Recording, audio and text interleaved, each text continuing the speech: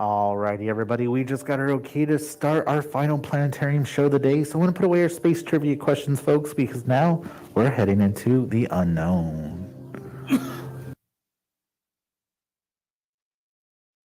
And welcome everyone to the Morrison Planetarium. Really quickly, I just want to introduce myself. My name is Christian. I'm going to be your planetarium presenter.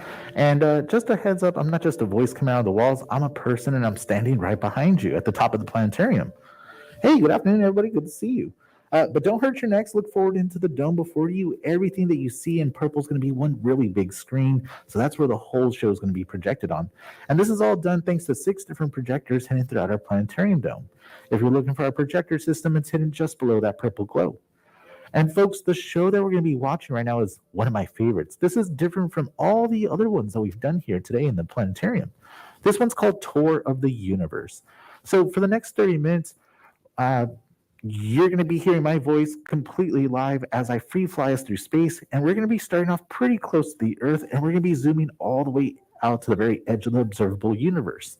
So hopefully by the end of the show, you won't have an existential crisis of where we are in space. But just a heads up, we're pretty small in the grand scheme of things. So just a forewarning.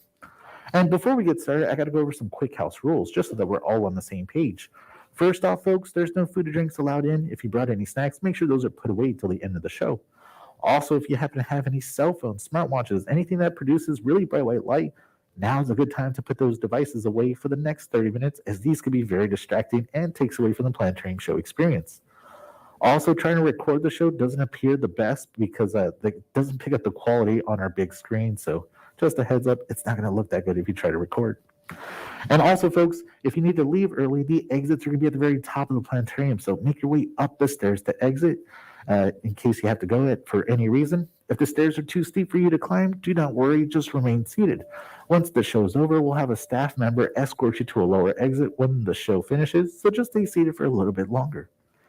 And last but not least, folks, this show is very immersive thanks to our 75-foot dome above us. If at any point during the show you start to feel overwhelmed, you start to experience motion sensitivity, there's a really quick and easy trick to ground yourself. All you have to do is close your eyes, take in a few big deep breaths, then your brain will remember that you're sitting in a planetarium in San Francisco and not hurtling all the way to the edge of the observable universe. Hee hee hee. Hee hee hee. But with that being said, it looks like we're ready to go. So I invite y'all to sit back, relax, and let's begin our tour of the universe.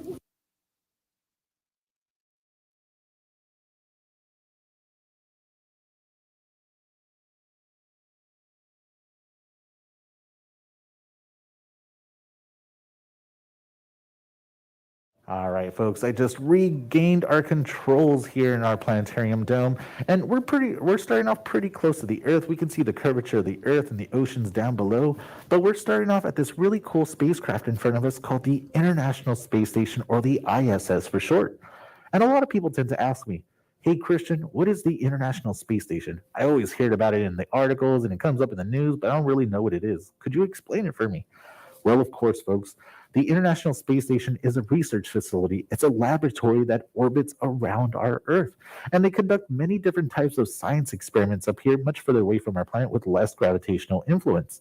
Some of the experiments they'll conduct up here are things like what happens when you try to grow plants in space? Which way do the roots grow with less gravity? Another one is what happens when you try to spark a match in space? Does the flame act the same? Does that act differently with less gravity? So, lots of different types of science experiments conducted up here at the ISS. And what's also really amazing is that this thing looks really big here in our planetarium dome, but it's not that big in actuality. The ISS is about the size of a football field. So if you've never been to a football game, that's okay. You can also use the entire California Academy of Sciences, the museum we're sitting in right now. That's about roughly how big it is.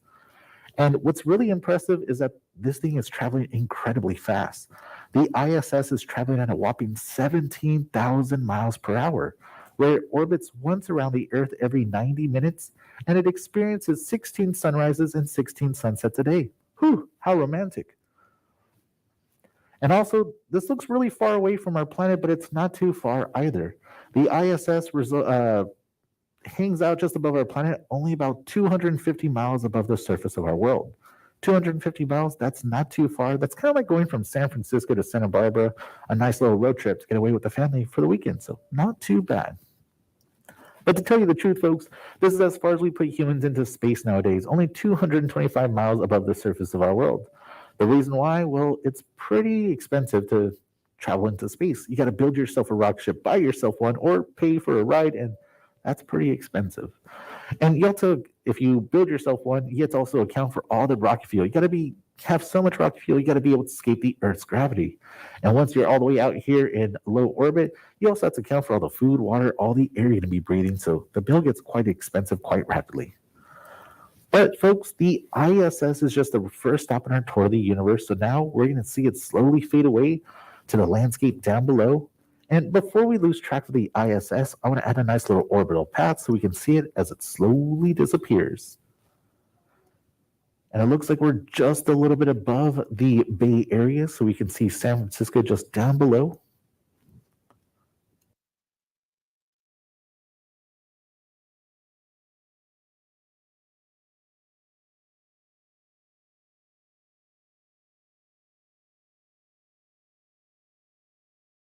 And now, folks, we're able to see our entire planet Earth from this vantage point.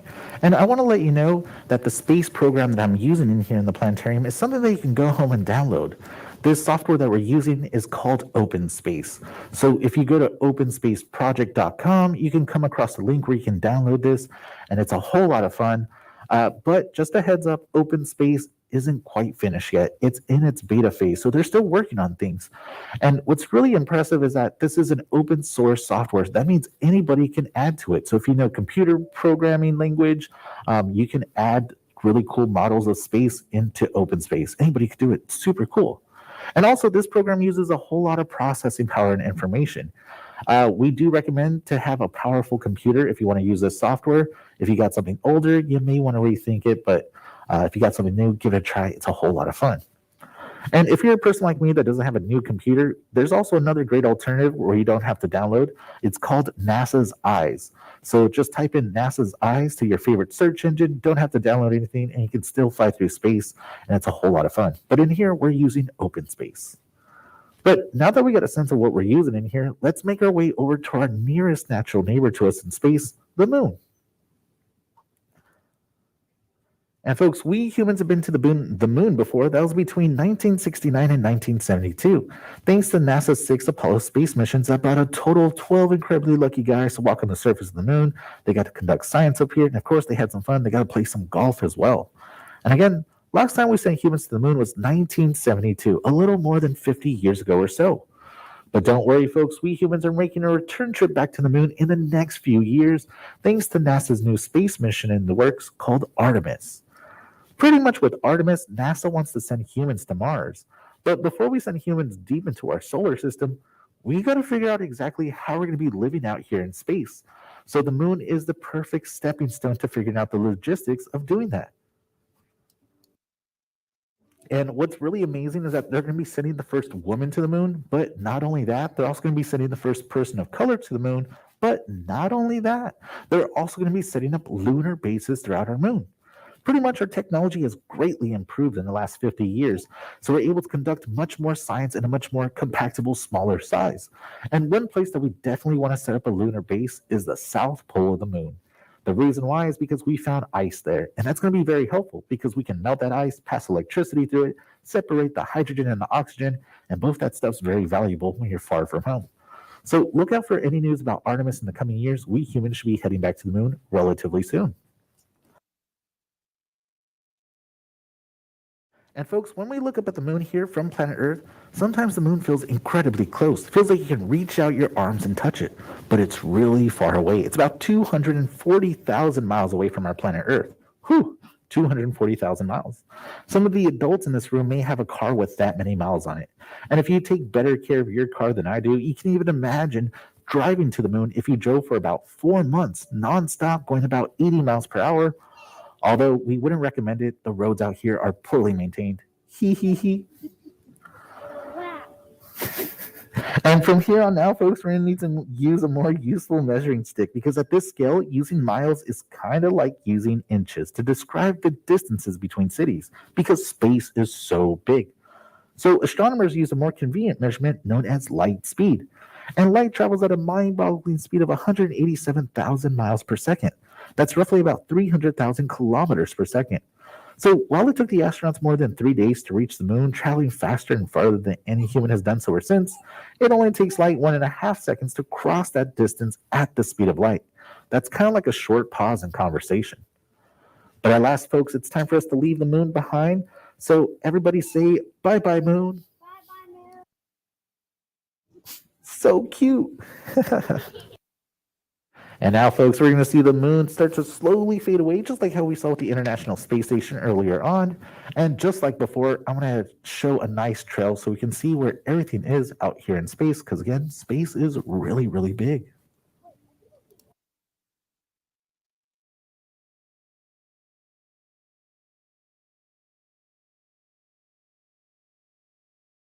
And folks, on our journey today, we're going to be traveling much faster than the speed of light. We're going to be traveling at the speed of the human imagination, thanks to the help of computer models like OpenSpace, showing us the most accurate images and information available to us. And of course, the nearest star to us, the sun, is in view. So here comes that sun. Do do do do do. And the sun is also incredibly far away from us here on planet Earth. It's about 93 million miles. Whew, 93 million miles. That is a good distance away. Now, in order for sunlight to travel all the way to the Earth from the third rock from the sun, it takes sunlight only 8.5 minutes at the speed of light. 8.5 minutes, not too bad. And this is a good concept to keep in mind, folks, because it takes time for light to travel really far distances. It takes 8.5 minutes to travel at 93 million miles. And this is a great concept to keep in mind because let's say we're looking at a star that's 70 light years away from us. We're looking at that star as it looked like 70 years ago in the past because the light that just reached us took 70 years to get to us. So when you look at really far away objects in space, it's like looking back in time in a sense, which is really cool. But now that we have a nice bird's eye view of our solar system, let's do a quick refresher of what we have. Right in the middle, we have our star, the sun, the biggest thing. The closest planet to the sun, we have Mercury. Then we have Venus. It's really hot there. And then we have Earth. That's us. And then we have Mars, the famous red planet. And these are all the rocky terrestrial planets that we can land a spacecraft on. And then past the orbit of Mars, we have this really cool thing called the main asteroid belts. And this is what it would look like if we highlight all the asteroids in this area. Give it a second. There it is. There's about 1 million asteroids in this region between Mars and Jupiter. And then past the main asteroid belt, we have the really big planets. Of course, we have the gas giants, the Jovians. We have Jupiter, the largest of them all. Then we have Saturn, famous for its rings. And then we have our icy gas giants. We got Uranus, the funny one, and Neptune. And of course, we kind of add everyone's favorite and lovable dwarf planet, Pluto. So here comes the orbit of Pluto on screen, just at the very bottom of our dome. And a lot of people don't realize that Pluto hangs out here in this outer part of our solar system called the Kuiper Belts. And you're probably wondering, what's the Kuiper Belt? I've never heard of that before. Well, folks, this is the Kuiper Belt for you. Yeah, that's a lot of stuff all the way out here. We didn't really expect this. And what's really fascinating is that in 2006, our technology, our telescopes greatly improved. So we were able to see much smaller objects much further away. And when we were scanning the solar system, the outer parts, we came across a bunch of stuff. And some of this stuff was, we found more than 400 objects out here. And some of this stuff was bigger than Pluto. And we couldn't call all these things planets. There was just way too many of them. So all the astronomers across planet Earth had a great big meeting. They had to figure out exactly what you need to be to consider it a planet. And they came up with 3 different criterias. And folks, that was the day in 2006 that Pluto went from being a planet to a dwarf planet. And that's the really cool thing about science, because as our technology improves, we're able to make better observations. And that's the really amazing things about science, because it's constantly updating and changing. In the Kuiper Belt, you're mostly going to find icy asteroids and short period comets that don't stray too far away from the sun. So this is kind of like a second asteroid belt past the orbit of Neptune. But I want to put away the Kuiper Belt because that's just a whole lot to look at. And now I'm going to be adding on screen some many different spacecrafts we sent out in the 1970s to explore our solar system. So now on screen, we have the trajectories of Pioneer 10, Pioneer 11, and Voyager 1 and Voyager 2, and the latest of them all, New Horizons, which did a quick flyby of Pluto in 2015. Now, all of these spacecrafts are all traveling fast enough to escape the sun's gravity and leave our solar system behind. But even the most distant of these robot adventures has not traveled as far as light travels in a single day. In order for sunlight to get all the way out to the orbit of Pluto, it takes sunlight about 5 hours at the speed of light. 5 hours, not too bad. But now, folks, it's time for us to leave our planetary scale behind because now we're going to be heading out into interstellar space, the space between the stars. Distance now becomes so immense, it's going to take us about 4 years at the speed of light just to reach the next star system to us, the Alpha Centauri system.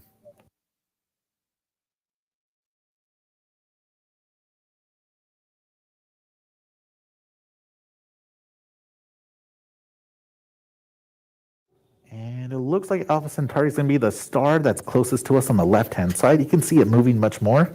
So we have our star system, our solar system right in the middle. The nearest one to us, Alpha Centauri, is on the top left right here. And again, 4 years at the speed of light just to reach the next star system to us, folks. But that doesn't put into perspective how long it would take us to travel that distance. Well, if you're getting a rocket ship today, made your way over to Alpha Centauri, it's going to take you roughly about 8,500 years to cross that distance. And that's just a one-way trip. But let's stop consider whether humanity has made its presence known beyond our solar system, because now, folks, we're stepping inside something called the radiosphere. And again, we're now inside something called the radiosphere. This represents the current limits of the most distant radio signals humanity has ever broadcasted, or rather leaked into space. And it extends about 90 light years in all directions, emitting out from the Earth. This first began in the early 1930s with strong radio waves, early television, radar signal, and then later, the detonation of atomic weapons. All this stuff is emitting electromagnetic radiation strong enough to escape the Earth's ionosphere. And humans were broadcasting well before that, but the earliest radio was not quite powerful enough to escape the Earth. And since all these signals are electromagnetic, they are traveling at the speed of light.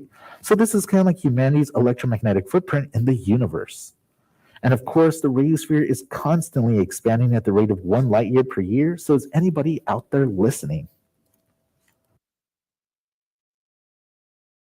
And now, folks, I'm going to be adding these many markers onto the screen. These markers indicate the many thousands of stars astronomers have discovered over the last 30 years, which has at least one or more planets orbiting around them. We call these planets exoplanets, and we're looking for any of them that are Earth-like with conditions suitable for life as we know it, especially for us humans. Now, so far today, we found more than 5,000 confirmed exoplanets in the nearby vicinity to us, 5,000 other worlds besides our own. And that 5,000 number is going to be increasing because we have new space telescopes where their whole purpose is to find as many exoplanets as possible. Now, to say if any of them are Earth-like with conditions suitable for life as we know it, well, we cannot answer that question quite yet. Pretty much new space telescopes are being developed, created in the moment, so we got a few years before those are launched into space, and we can answer that question. So we got a little while before then. But the more important point here is that quite a few of these planetary systems are within that 90 light year limit of our radiosphere and could have potentially received our signals. However, since radio waves travel at the speed of light, if there is anybody that's out there able to listen in and answer back, the communication delays between hellos could be decades in time. And of course, planetary systems beyond the radiosphere, more than 90 light years away, have not heard from us yet, but eventually they will, as the radiosphere is always growing, but it becomes weaker as it does. And for now, I'm going to be putting away our exoplanet markers, but I'm going to leave our radiosphere up on screen. As huge as humanity's electromagnetic footprint is, it is nothing compared to our Milky Way galaxy.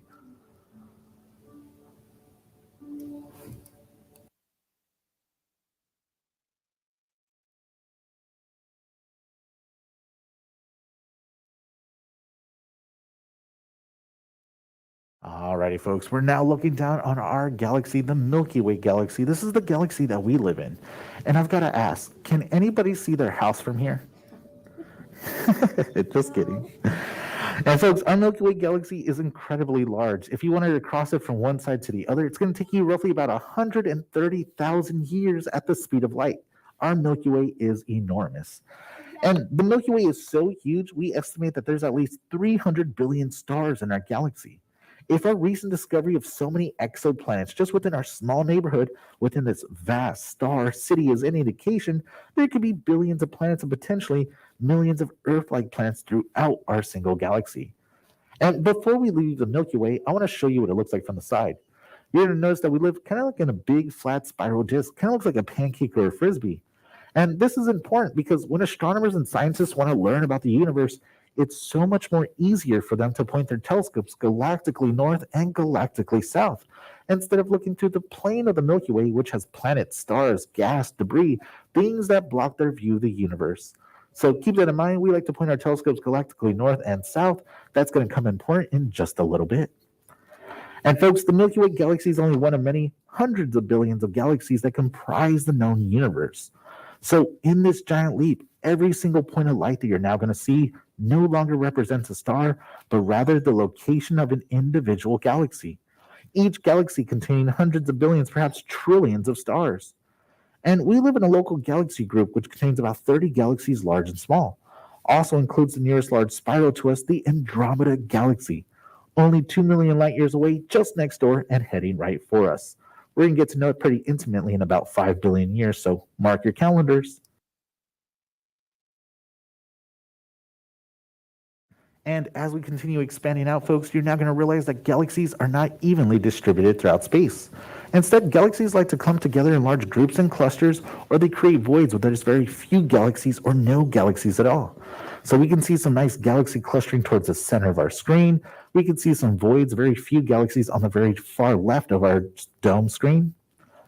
So you can kind of think of galaxies like people. They like to hang out together or they like to avoid each other. And folks, we've zoomed so far out now that this picture that we're looking at represents the closest 30,000 galaxies to us in a space over 300 million light years across. We got to give thanks to an amazing astronomer by the name of Dr. Brent Tolley, who compiled this amazing representation over decades of time with the help of dozens of other astronomers working aside him. So big shout out to Dr. Brent Tolley. I love flying through this galactic map. But now, folks, we have automated systems that are mapping even the most distant galaxies. So now we're going to be seeing the very large scale structure of the universe.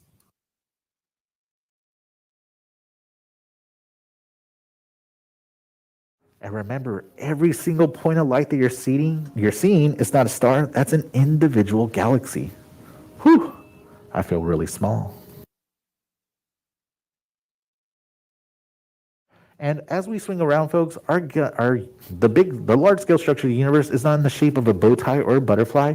Remember when I mentioned that we live in a big flat spiral disk of the Milky Way galaxy? Well, if we don't line up with the Milky Way, it would line up just down the middle like so. So again, we like to point our telescopes galactically north and galactically south instead of looking to the plane of the Milky Way. But astronomers still want to make sure that there was galaxies there. So we have this purple survey of galaxies right in the center. You'll notice that they were still able to find galaxies, just not as many and not as far. Pretty much we have to wait for our technology to improve, and once that happens, we'll be able to map out all these areas that haven't been filled in yet. So it's just a matter of time. Whew! And speaking of time, we're almost out of time. So let's continue pressing on because now we're going to be encountering these really distant, far away objects known as the quasars. And the quasars are going to be represented by orange dots on either side of the large-scale structure of the universe. And unfortunately, this isn't showing you what a quasar looks like. I would highly recommend looking up what a quasar is. These things are massive. They are huge. And the quasars are short for quasi-stellar radio sources. These blazing objects are all billions of light years away. So now we're looking so far back in the depth of time and space that the most distant quasars represent the universe at a much earlier age. We're nearing the very beginning of galaxy formation. In other words, with the quasars, we're viewing a sort of awkward, gawky teenage version of the universe. And before there was a teenager, there was a baby. So let's press back to a time before quasars, before planets, stars, and even galaxies began to form. Folks, we're about to see the very edge of the observable universe.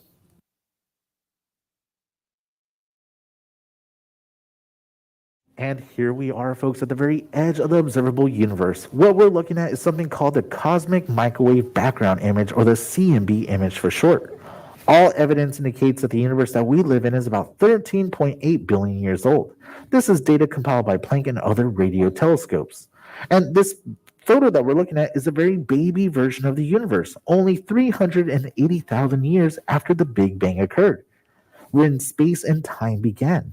And this isn't your typical photo either. Instead, this is a temperature density image where the light echoes of the Big Bang are color coded, with the lighter areas corresponding to the hottest, least dense regions, and the darker areas the coolest, densest regions. And these fluctuations in temperature and density are extremely tiny. They vary no more than 1 part per 100,000.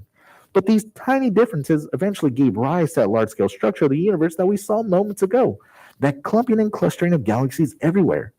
Figuring out just how that happened is one of the larger challenges for cosmological research today. Though our view here is of the outer edge of the known universe, folks, the earliest light visible to us, that radiation actually persists all around us. It permeates the universe, stretching and cooling as the universe expands over billions of years of time. But unfortunately, we've traveled as far back as the law of physics can physically allow us to go, so we only have one direction left to go. That's going to be back home towards planet Earth. So let's find a nice entry point to all these quasars and galaxies. And folks, let us return back to planet Earth.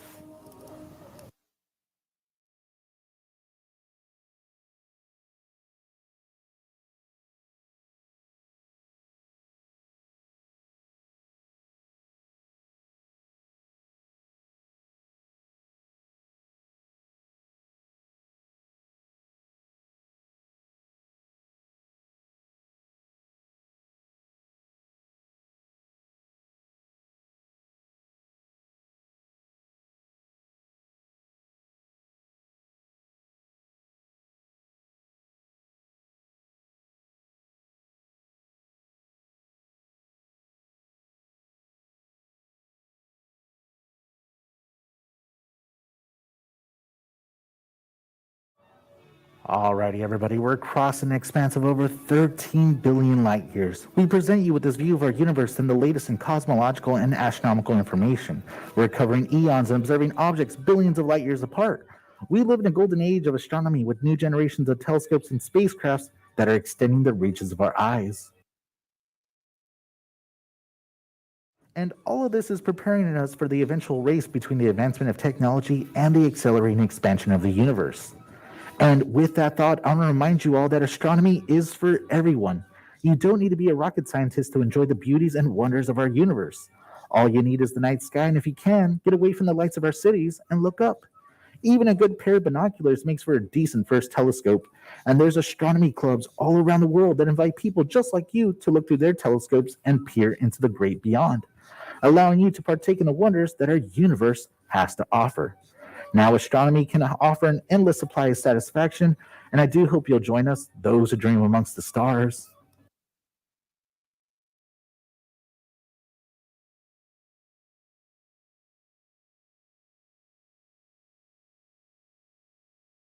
But it looks like we are making our way back into our Milky Way galaxy. We're heading straight for that radiosphere.